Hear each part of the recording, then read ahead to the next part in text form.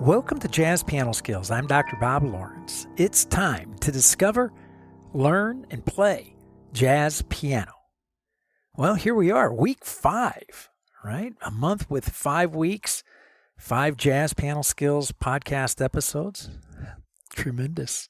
I only wish there were some months we had 6 or 7. But hey, here we are, week 5. You know, we have spent the entire month, right, tackling the great jazz standard, Just Friends. And we studied it, of course, harmonically. We looked at the forms, the changes, the common progressions, the voicings. We looked at it melodically. We transcribed the melody. We checked out our fingerings, phrases, target notes, various treatments. And of course, we tackled it improvisationally, right? Which means we looked at how do we produce a melodic representation of the harmony using various skills? Arpeggios, of course, scales, various motifs, tension tones, zones. We cover it all, right? So last week, I presented a lecture series called Hybrid Arpeggios. Hybrid Arpeggios. And of course, you all know, if you've been listening to Jazz Piano Skills for any time now, you all know that anytime I talk about arpeggios, the next thing I'm going to have to talk about are scales. Or vice versa. If I talk about scales, you know I'm going to talk about arpeggios. They go hand in hand. It's like the chicken and the egg, right? So today, it's going to be lecture series part 2, and we're going to look at hybrid scales. So today, you're going to discover hybrid scales. And you're going to learn why hybrid scales, right? They're critical for developing mature improvisation skills. And we're going to play a variety of melodic lines using hybrid scales formulated from harmonic pairs. So, as I always like to say, regardless of where you are in your jazz journey, a beginner, an intermediate player, you're an advanced player, or even if you're a seasoned and experienced professional, you're going to find this Jazz Piano Skills podcast lesson exploring the art and essential skill of hybrid scales to be very beneficial. But before we get started, I want to, as I always do, right? I want to welcome first-time listeners to Jazz Piano Skills. And if you're a new listener to the Jazz Piano Skills podcast, or if you're just new to Jazz Piano Skills, welcome. I want to invite you to become a Jazz Piano Skills member. Now, your membership will grant you access to the premium content, not only for this podcast episode, but for every weekly podcast episode. The premium content will help you thoroughly and correctly discover, learn, and play the jazz standard that we are currently exploring, or the jazz skill that we're currently exploring. And as the old saying goes, so much more. Like, for example, as a Jazz Piano Skills member, you have access to the past, current, and future educational weekly podcast episodes. These are the illustrations, the lead sheets, the play-alongs, or backing tracks that I design and develop to help you to get the most out of each weekly podcast episode. You'll also have access to a online self-paced and sequential jazz piano curriculum, which is loaded with comprehensive courses, and all of the courses containing educational talks. There's interactive learning media to help you conceptually digest the jazz skill that we're studying. There are video demonstrations of the jazz skill in all 12 keys, and so much more. You also, as a member, have a reserved seat in my online weekly masterclasses, which are held every Thursday evening. And if you can't attend, it's no big deal because the masterclasses are recorded and you can rewatch the class, the video, listen to the audio as often, whenever and as often as you wish. So it's no big deal if you can't make it on a Thursday evening. You also, as a Jazz Piano Skills member, have access to an online interactive jazz fakebook containing must-know jazz standards, all of them with, of course, excellent chord changes. The chord scale relationships are mapped out. Harmonic function analysis is done. There are listening suggestions and historical insights for each tune as well. As a Jazz Piano Skills member, you can hang out with some old friends and make some new friends in the online private Jazz Piano Skills community, which hosts a variety of engaging forums. And finally, Your membership grants you unlimited private, personal, and professional educational support whenever and as often as you need it. So all of these amazing privileges are waiting to help you discover, learn, and play jazz piano. So check it all out at jazzpianoskills.com. And of course, become a member and begin enjoying premium podcast content and all of the other privileges that I just mentioned. Of course, once you get to the website, you're poking around. If you have any questions, please do not hesitate to reach out. Contact me. I'm happy to spend time with you, answer any of your questions, and help you in any way that I can. Well, typically at this time, I always take a question of the week. Last week, we bypassed it because we had so much to get through with the hybrid arpeggios. I'm going to pass it again this week, and we'll come back next week. But again, let's get to the content of today's podcast because we have so much to get through with these hybrid scales that I want to make sure that we can get everything within an hour, right? I always try to keep these podcast episodes an hour in length.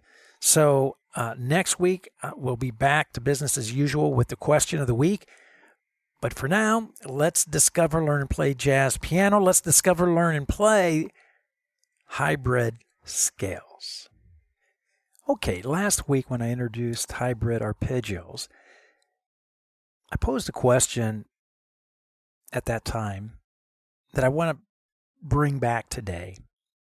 And the question simply is this: why is improvisation so difficult? And I gave last week 3 reasons.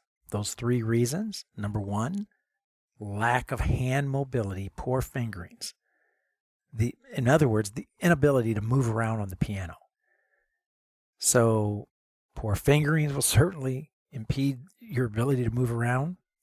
And also unfamiliarity with moving melodically from one sound, one chord, through another chord, which is why we're studying hybrid arpeggios and hybrid scales, right? So no matter how you slice it, whether you talk about poor fingerings or whether you talk about the inability or unfamiliarity of being able to play arpeggios and scales through multiple chords or multiple sounds, either way, it comes out to be a lack of hand mobility, right? Number 2 was the inability to play harmony melodically, which I just explained. Right? So I kind of combined 1 and 2 there, right? And number 3, unstable time.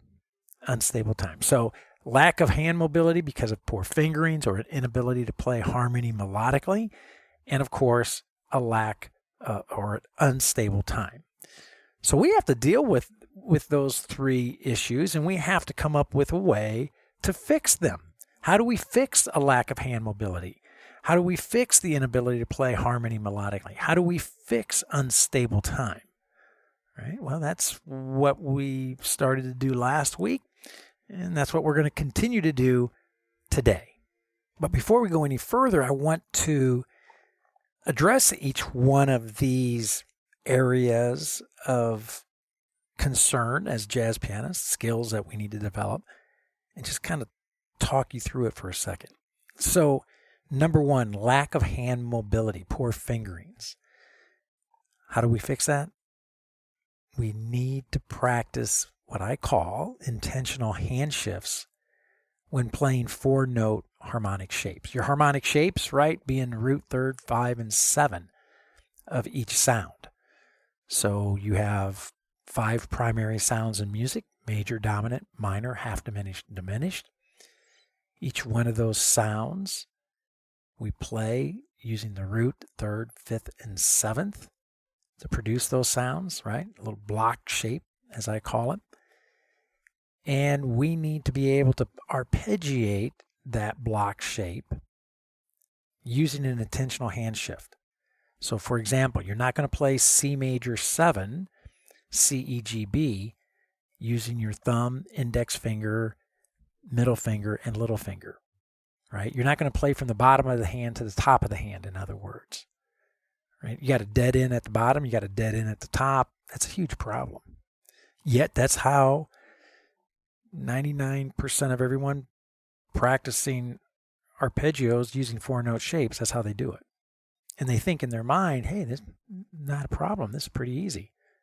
Well, yeah, when it's isolated and you don't need to get anywhere other than just playing that shape up and down, we need to play those shapes with an intentional hand shift. And so instead, play what I call 1-3-1-3. So you're going to play your C and E with your thumb and your middle finger, 1-3. Hand shifts over to G and B, 1-3. 1-3-1-3. So there's an intentional hand shift. Every one of those harmonic shapes, again, 5 primary sounds, 12 notes in music. We have 60 of them, right? 12 times 5, 60. So we have 12 major blocks, we have 12 dominant blocks, we have 12 minor blocks, we have 12 half diminished, 12 diminished. And we need to be able to play each one of those with an intentional hand shift. And of course, those blocks have inversions. Got to play those with intentional hand shifts as well. But we'll get to those later. But you get my point. So if you're not practicing 4-note blocks, root to 7 with intentional hand shifts, you're practicing wrong. You got a problem. You're playing across the hand from the bottom to the top, dead in at the bottom, dead in at the top. You're actually doing more to prevent hand mobility than help it. Okay? So that's number 1. Practicing intentional hand shifts when playing 4-note harmonic shapes.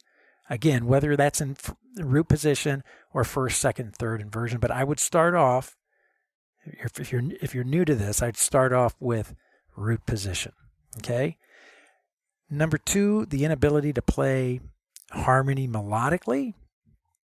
Well, that's where hybrid arpeggios come in. That's where hybrid scales come in, is that we need to gain a functional command of not only moving these blocks, right, and their inversions, be able to play them with intentional hand shifts isolated, but we have to get comfortable with moving through various sounds, because that's how tunes work, right? They just don't sit on one chord for 32 measures. So that's why we are dealing with hybrid arpeggios last week. That's why we are dealing with hybrid scales this week, to help us move these block shapes and their inversions through multiple sounds. Okay? And then finally, unstable time. Well, it's time to get out the metronome. It's time to maybe start practicing with some apps like iReal Pro or Bandbox. We need something, right, to keep us honest, to create time, to make time audible, so that we can accurately assess whether or not our time is getting better, right? And we need to practice time harmonically. We need to practice time melodically. And of course, whether you're doing it harmonically or melodically, rhythm has to be part of that equation as well. So check it out. If you're doing these 3 things when practicing, right? If these 3 areas are baked into your practice routine, right? Working on lack of hand mobility, fingerings, right? Using intentional hand shifts, playing hybrid arpeggios and scales that move through multiple sounds, right? One arpeggio that moves through multiple sounds, one scale that moves through multiple sounds.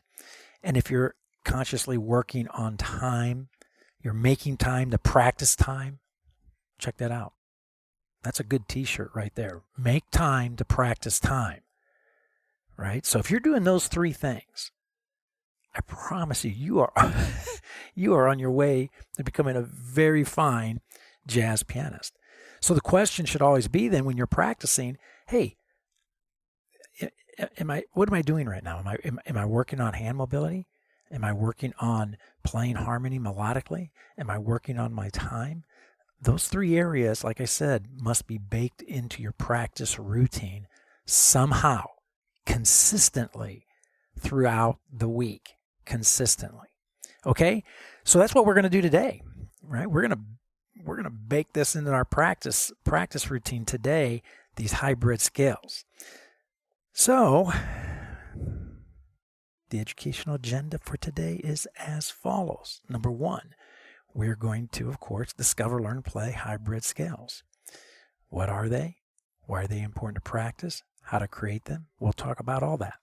Number two, we will discuss why we must move beyond isolated scale practice, which again, that's what everybody does. That's all they do. I've taught for 30 plus years. I've never taught anyone who has practiced scales in any way other than in isolation.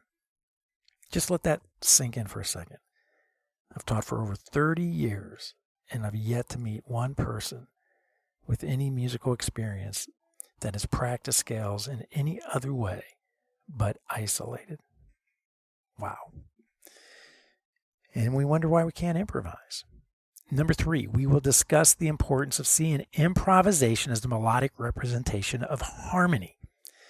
Number four, we will discuss why time is everything, right? Our ability to see objects, track objects. The objects, of course, being our harmonic structures, our chords.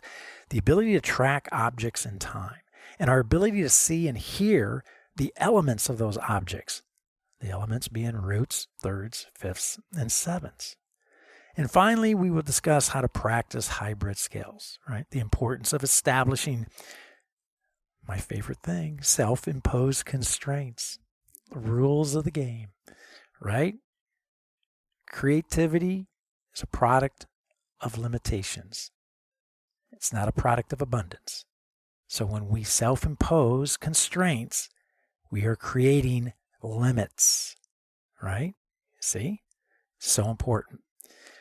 So now it kind of makes sense why I'm, again, skipping the question of the week, because we got a ton to do.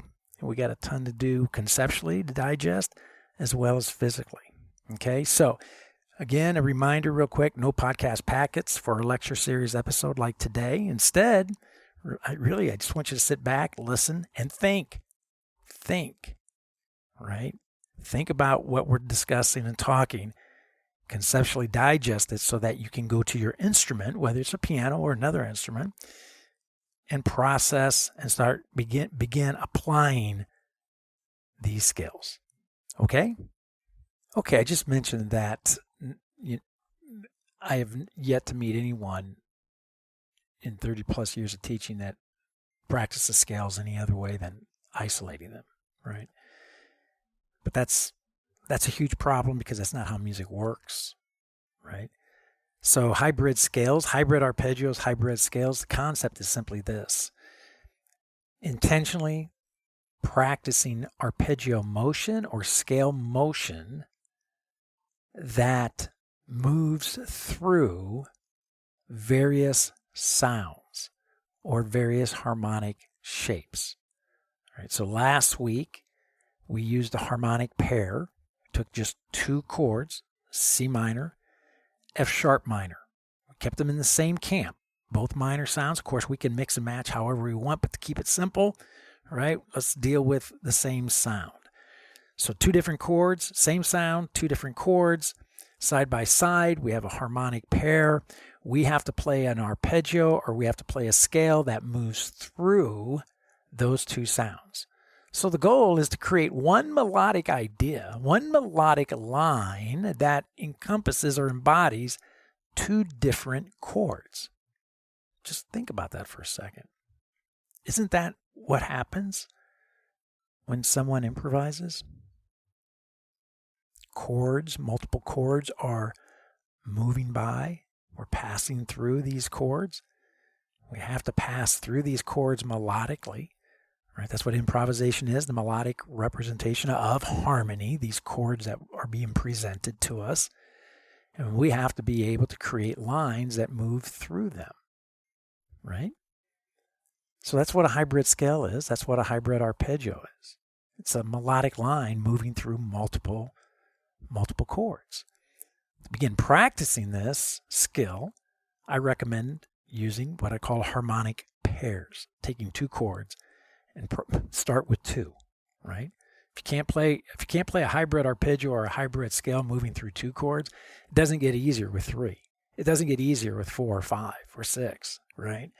So let's approach this logically and use harmonic pairs to get us acclimated to accustomed to the concept, right? So today, last week, we focused on the hybrid arpeggios. Today, of course, we're going to utilize the hybrid scales, okay? Now, last week, I introduced the rules of the game because, again, we have to establish constraints, self-imposed constraints. And, I got some grief. I got some grief from some folks that I incorporated a lot of rules. And I was tempted to even throw a few more in today just because of it, right? But I'm not going to. We're going to utilize the same rules of the game that I introduced last week. And those rules are as follows. Number one, we're going to use harmonic pairs from the same quality of sound, whether we do major, major, minor, minor, etc. Right? Today we're going to do minor, minor. We're going to actually use C minor and F sharp minor. The same two sounds that we used last week, we're going to bring them forward today and use them to create hybrid scales. Okay? Number two, the first chord of our harmonic pair will remain constant, right? That's never going to change. So I would say if you're going to do C minor, that becomes your constant. You would match that up with another minor chord. There's 11 other minor chords. You work through all 11. But today, just for the sake of time, I'm going to use F sharp minor. So we have C minor, F sharp minor. Another self-imposed constraint, each harmonic pair will be one measure in length, followed by a measure of silence. So we have sound, silence, sound, silence. Now, you could make it two measures. I mean, where one chord is a measure long, the second chord is another measure, right? Nothing wrong with that as well, right? But today, the rule is that the self-imposed constraint that I'm utilizing is that the harmonic pair will be one measure in length. Counts 1 and 2 will be C minor. Counts 3 and 4 will be F sharp minor. Okay? Followed by silence. The next rule of the game. We will create 4 specific melodic lines. 4. We're going to create an ascending line. We're going to create an ascending descending line.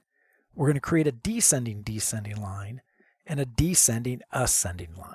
Right? Very methodical. Very calculated. Another rule, each of our 4 melodic lines will be created 2 ways. The first way, we will create a line that uses all quarter notes. And the second way, we will create a line that uses all eighth notes. Another rule, our melodic line will only consist of the root, 3rd, 5th, and 7th of each chord. Oh, I'm sorry. That's not true. I was thinking arpeggio for a second. The rule is our melodic lines will only consist of scale tones. Scale tones, 1 through 7. Okay? Another rule, we will or must practice creating our melodic or musical lines, launching from various entry points. The root, the 3rd, the 5th, or 7th. I'm not going to do that today, but that's a great rule. I'm going to be launching everything from the root. But if I was going to do a thorough exploration of this, I would certainly be doing entry points of the 3rd, the 5th, and the 7th as well. Okay, then, we're not done yet. Another rule will be each melodic idea will fill the entire measure. So that means 4 quarter notes. If I'm creating a quarter note line, I'm going to be using 4 quarter notes. If I'm using eighth notes, I'm going to utilize 8 eighth notes. Okay? And the last rule, of course, our melodic line must be played in time.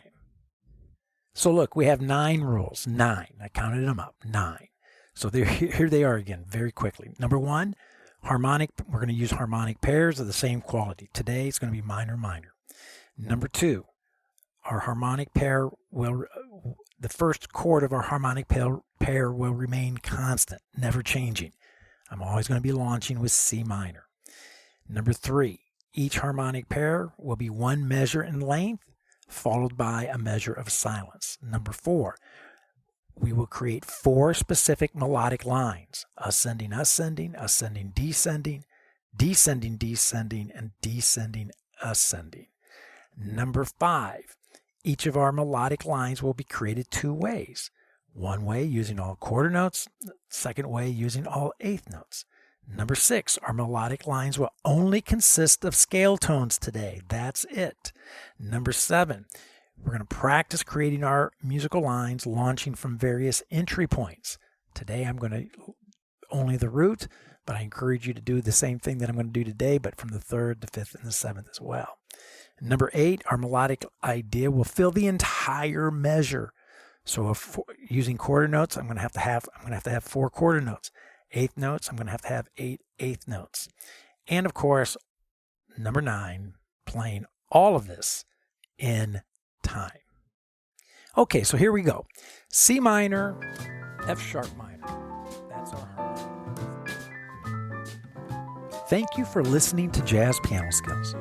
The remaining premium content of this episode is available to Jazz Piano Skills members at jazzpianoskillspodcast.com. Visit jazzpianoskills.com to learn more about membership privileges and become a Jazz Piano Skills member. Thank you.